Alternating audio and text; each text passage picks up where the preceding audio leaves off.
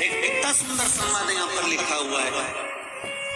देव उठनी एकादशी के दिन भगवान उठेंगे और देव उठनी एकादशी के दिन भगवान उठकर अपना कार्यभार भगवान शंकर जी से लेंगे। उससे पहले ऐसा नहीं है कि केवल देवउठनी एकादशी पर भगवान उठेंगे। आज जब आंवला नवमी का दिन आया और भगवान नारायण ने शयन करते करते अपनी करवट पर थोड़ा सा बदला और बदलने के बाद भगवान की अर्ध निद्रा हुई और नींद थोड़ी सी जागी और जागने पर लक्ष्मी जी उनके चरणों के पास में विराजी थी और विराजते से लक्ष्मी जी ने भगवान विष्णु जी से निवेदन करा, मेरे मन का एक संशय है, मैं आपसे कहना चाहती हूँ।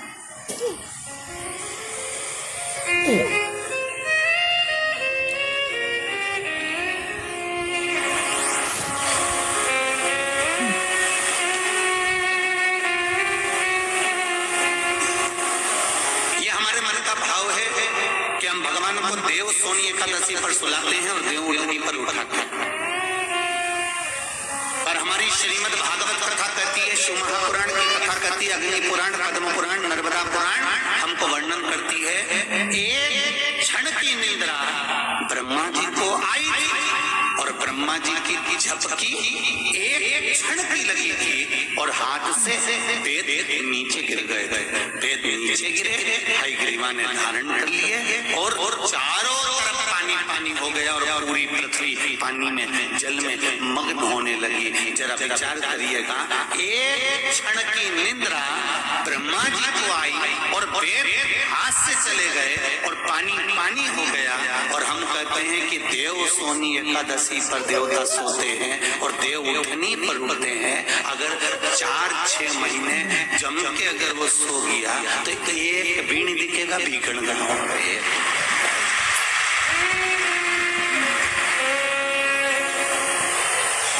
एक नहीं दिखने वाला। फिर तो लोग कहेंगे सियोर खाएंगे और भीखण गाँव खाएंगे।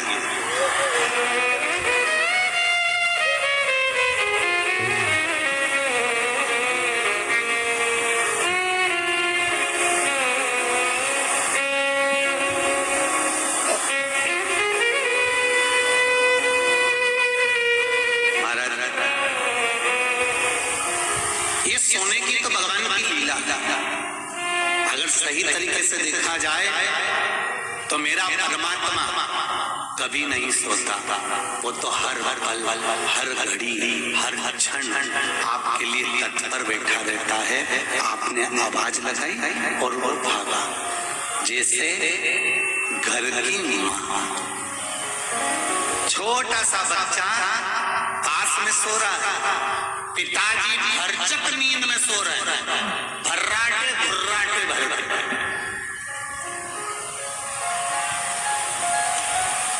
पिताजी को कोई मतलब नहीं, वो तो बस दुकान से आया ने उन्हें पूरा दुकान की गिराकी करी ने, सटर मटर गिरा के आया, रोटी मोटी जीमी, 2-4 गप्पे मारे दोस्तों के साथ, घूम फिर के आया ने पसरी किया, सोया।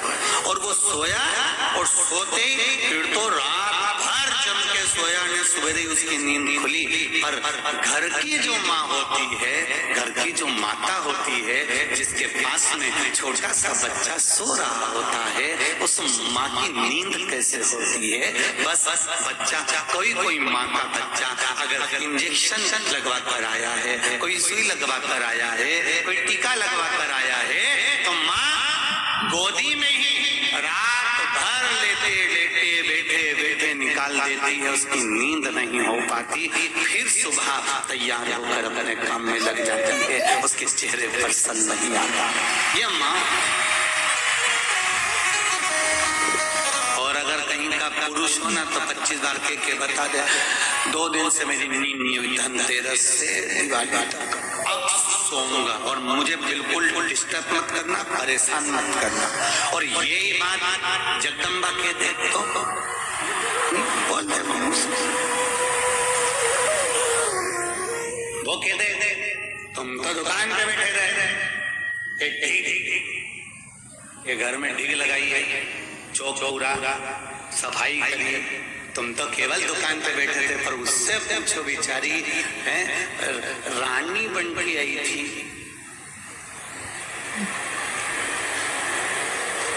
मैंने नहीं बोला होगा, मैं तो बोलू ही नहीं ऐसी बात।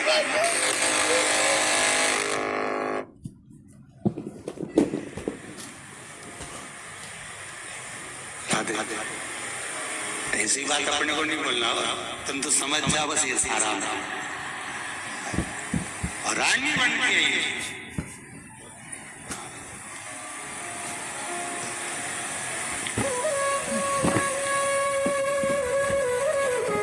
करवा चौथ में कितनी सुंदर तैयार हुई थी, और धनतेरस के एक दिन पहले इसको देख लो। बस कुत्ता में समझ जाओ।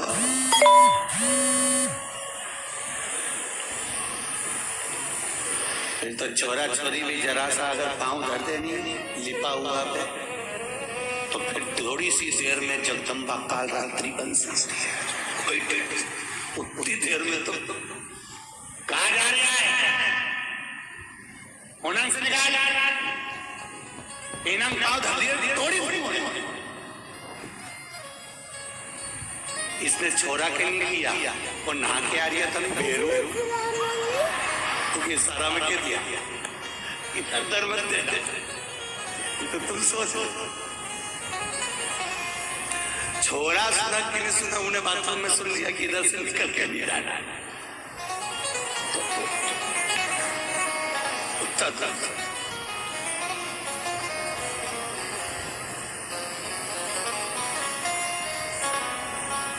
अब विचार करिएगा जरा कि कितना कितना भाव व्यक्त किया गया है, कितना आनंद का भाव सम्मुख में लाया गया। क्या नारी कामना ही करती है क्या उसको थोड़ा। श्री शिवाय नमस्तुभ्यम महाराज, इस बार देवउठनी एकादशी को लेकर सभी लोगों के मन में बहुत बड़ी असमंजस की स्थिति है, क्योंकि कुछ लोग तो देवउठनी एकादशी 1 नवंबर की बता रहे हैं, पर कुछ लोग देवउठनी एकादशी 2 नवंबर की बता रहे हैं। इसी के साथ में तुलसी विवाह हमें किस दिन करना है, तुलसी विवाह करने का। श्री शिवाय नमस्तुभ्यम महाराज, आप सभी लोग जानते हैं कि देवउठनी एकादशी को लेकर लोगों के मन में बहुत बड़ी असमंजस की स्थिति है कि हमें देवउठनी एकादशी का व्रत कब रखना है, क्योंकि इस बार देवउठनी एकादशी 2 दिनों की बताई जा रही है। महाराज, यहाँ पर कुछ लोग कह रहे हैं कि 1 नवंबर को देवउठनी एकादशी है, पर कुछ लोग कह रहे हैं कि 2 नवंबर को देवउठनी एकादशी है। तो आखिर हमें देवउठनी एकादशी का व्रत कब रखना है, तुलसी विवाह कब करना है, देव कब उठाना है, सारी अद्भुत जानकारी आपको इस वीडियो में हम देने वाले हैं। महाराज, अब जो लोग एकादशी का व्रत रखते हैं वह लोग पूछ रहे हैं कि देवउठनी एकादशी का हमें व्रत कब रखना है। जो लोग तुलसी विवाह करते हैं वह लोग ये पूछ रहे हैं कि हमें तुलसी विवाह किस दिन करना है, और जो लोग देव उठाते हैं उनका ये प्रश्न है कि उनको देव किस दिन उठाना है, क्योंकि एकादशी तो दोनों की है। महाराज, सबसे पहले हम आपको ये बता देते हैं कि एकादशी तिथि कब से शुरू हो रही है और कब समाप्त होगी। उसी के आधार पर आप ये समझ पाएंगे कि आपको देवउठनी एकादशी का व्रत किस दिन रखना चाहिए। महाराज, देवउठनी एकादशी की तिथि 1 नवंबर शनिवार को सुबह 9:12 से शुरू होगी और इसकी समाप्ति अगले दिन 2 नवंबर रविवार को सुबह 7:31 पर होगी। महाराज, अब आप यहाँ पर देख सकते हैं कि 1 नवंबर को पूरे दिन एकादशी रहने वाली है और 2 नवंबर के दिन सुबह 7:30 बजे के पास में ही एकादशी समाप्त हो जाएगी। तो इस हिसाब से 1 नवंबर 2025 के दिन ही देवउठनी एकादशी का व्रत रखना सही रहेगा और यह एकादशी दशमी युक्त एकादशी होगी और 2 नवंबर वाली जो एकादशी है वह द्वादशी युक्त एकादशी रहेगी। वैसे महाराज, जो द्वादशी युक्त एकादशी होती है उसको ज्यादा फलदायी माना गया है, उठाए जाते हैं और तुलसी विवाह भी किया जाता है। तो ये सारे कार्य सभी लोग अपने घरों में शाम के समय या रात्रि के समय करते हैं। बास इस वजह से 1 नवंबर वाली एकादशी के दिन ही शाम और रात्रि का समय तिथि में आ रहा है। इस वजह से देव उठनी एकादशी का व्रत भी 1 नवंबर 2025 के दिन ही रखा जाएगा। इसके बाद देव भी 1 नवंबर को ही उठाए जाएंगे और तुलसी विवाह भी 1 नवंबर को ही करना सही रहेगा। बाकी महाराज आपकी मर्जी है, अगर आपके घर परिवार में 2 नवंबर के दिन ये सारे कार्य हो रहे हैं तो वह आप अपनी मर्जी से कर सकते हैं। बाकी 1 नवंबर वाली एकादशी ही ये सारे कार्यों के लिए सर्वश्रेष्ठ है। महाराज इसके बाद में जितने लोग 1 नवंबर को देव उठनी एकादशी का व्रत रखेंगे उनको अपने व्रत का पारण कब करना है, मतलब अपना व्रत कब खोलना है, उसका भी शुभ मुहूर्त जान लीजिए। क्योंकि देव उठनी का एकादशी व्रत को हमेशा शुभ मुहूर्त में ही खोलना चाहिए। महाराज देव उठनी एकादशी व्रत का पारण आपको 2 नवंबर के दिन करना है और 2 नवंबर के दिन हरिवासर का समय दोपहर 12:30 बजे समाप्त होगा और हरिवासर के समय व्रत हमें नहीं खोलना चाहिए, हमें नहीं। इसलिए देव उठनी एकादशी व्रत खोलने का समय दोपहर 1:11 से लेकर दोपहर 3:23 तक रहेगा। इस बीच में आप अपने व्रत का पारण कर सकते हैं। महाराज अब जो लोग 1 नवंबर को तुलसी विवाह अपने घर में करने वाले हैं और तुलसी विवाह का शुभ मुहूर्त जानना चाहते हैं तो वह भी सुन लीजिए। ये तुलसी विवाह का शुभ मुहूर्त 1 नवंबर शनिवार को शाम 5:36 से शाम 6:54 तक रहे। इस बीच में आप अपने घर में तुलसी विवाह कर सकते हैं और अगर आप लेट भी हो जाते हैं तो आप शाम 6 बजे से रात 8 बजे के बीच में अपना तुलसी विवाह संपन्न कर सकते हैं। इसी के साथ में 2 नवंबर को रविवार का दिन होगा और रविवार के दिन तुलसी जी को छुआ नहीं जाता है, इसलिए सभी लोग 1 नवंबर के दिन ही तुलसी विवाह करेंगे और इसी दिन वह अपना व्रत रखेंगे और देव भी उठाएंगे। बाकी महाराज आप लोग किस दिन एकादशी का व्रत रखेंगे, तुलसी विवाह किस दिन करेंगे, देव कब उठाएंगे, ये आप हमें कमेंट में जरूर बताएं। श्री शिवाय नमस्तुभ्यम। दोस्तों हर हर महादेव। कैसे हैं आप सब? आप सब अपने घर पे बहुत ही अच्छे होंगे। तो आपने जैसे कि यहाँ पे प्रदीप मिश्रा जी को सुना है, उन्होंने यहाँ पे बहुत अच्छी तरह से वर्णन किया है एकादशी के लिए, क्योंकि सभी लोगों में मिथ है कि एकादशी कल है या परसों है, 1 तारीख को है या 2 तारीख को है। अक्सर ऐसा होता है कि जो त्यौहार होते हैं कन्फ्यूज़न हो जाता है, या कोई विशेष पर्व होता है, दिन होता है, तो आजकल 2 होने लगे हैं तो लोग कंफ्यूज हो जाते हैं कि आज का करें या कल का करें, क्योंकि उसकी कुछ विशेष तिथि होती है, विशेष समय होता है उस त्यौहार को करने का।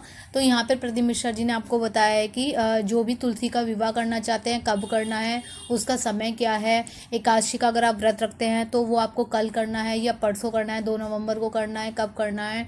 और इसी के साथ साथ जो देव उठाते हैं, सभी घरों में देव उठाए जाते हैं क्योंकि देव सो रहे होते हैं, तो देव उठान एकादशी है कल बड़ी, तो आपको देव कब कैसे उठाने हैं वो भी, उसका वर्णन भी यहाँ पर किया गया है।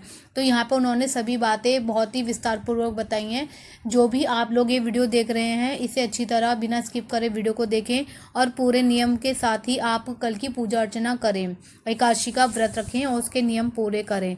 तो अगर आपको ये वीडियो अच्छी लगी है तो आप मेरे चैनल को सब्सक्राइब करना ना भूलें, ज़्यादा से ज़्यादा चैनल को सब्सक्राइब करें और वीडियो को एक दूसरे के साथ शेयर करें, ताकि भक्ति की ज्ञान की सारी बातें दूसरों तक पहुंच सकें और वो भी पूजा जो है नियम कायदे कानून से कर सकें और उसका पूरा लाभ उठा सकें।